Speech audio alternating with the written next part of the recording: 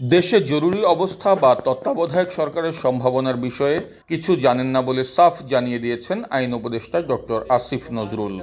তবে এ নিয়ে গুজব ও গুঞ্জনে বিচলিত না হওয়ার আহ্বান জানিয়েছেন তিনি। সোমবার সচিবালয়ে গণমাধ্যম কর্মীদের সঙ্গে আলাপকালে এক প্রশ্নের জবাবে এমনটা জানান তিনি।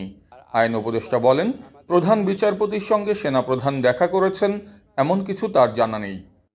আর্মি চিফ প্রধান বিচারপতির সাথে দেখা করেছেন এই ধরনের কোনো তথ্য আমার জানা নাই।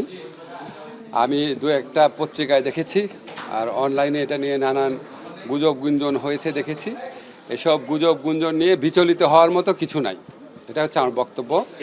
আর আর্মি চিফ অবশ্যই এখন পর্যন্ত তো অবশ্যই গুজব, আমি তো এই সম্বন্ধে কিছু জানি না। আর আর্মি চিফ আপনার আমাদের প্রধান উপদেষ্টার সাথে মাঝে মাঝে দেখা করেন, রাষ্ট্রপতির সাথেও আগে দেখা করেছেন। তো আমি মনে করি না এটা নিয়ে বিচলিত হওয়ার মতো কিছু আছে। রাজনৈতিক দলের সাথে নির্বাচনকালীন সরকার নিয়ে কোনো আলোচনা হয়নি জানিয়ে আইন উপদেষ্টা বলেন, ফেব্রুয়ারি নির্বাচনকে সামনে রেখেই রাষ্ট্রীয় কর্মকাণ্ড চলছে। এর আগেও বিভিন্ন ইস্যুতে ওনাদের মধ্যে মতবিরোধ হয়েছে, মতবিরোধ শেষও হয়েছে, আপনারা দেখেছেন। তো ওনাদের বিচার বিবেচনা বোধের উপর আমাদের আস্থা আছে।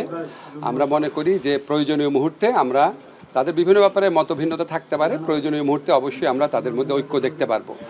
আর আমরা সরকারের পক্ষ থেকে ফেব্রুয়ারিতে নির্বাচন করার ব্যাপারে দৃঢ় প্রতিজ্ঞ।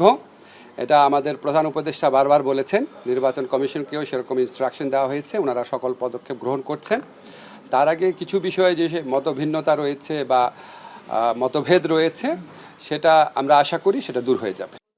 চলমান আইন শৃঙ্খলা পরিস্থিতি প্রসঙ্গে আসিফ নজরুল বলেন, গণ অভ্যুত্থানের পরে এরকম পরিস্থিতি বেশ কয়েকবার মোকাবেলা করেছে সরকার। বলেন, পরিস্থিতি ভালো হয়েছে, সামনেও আবারও ভালো হবে।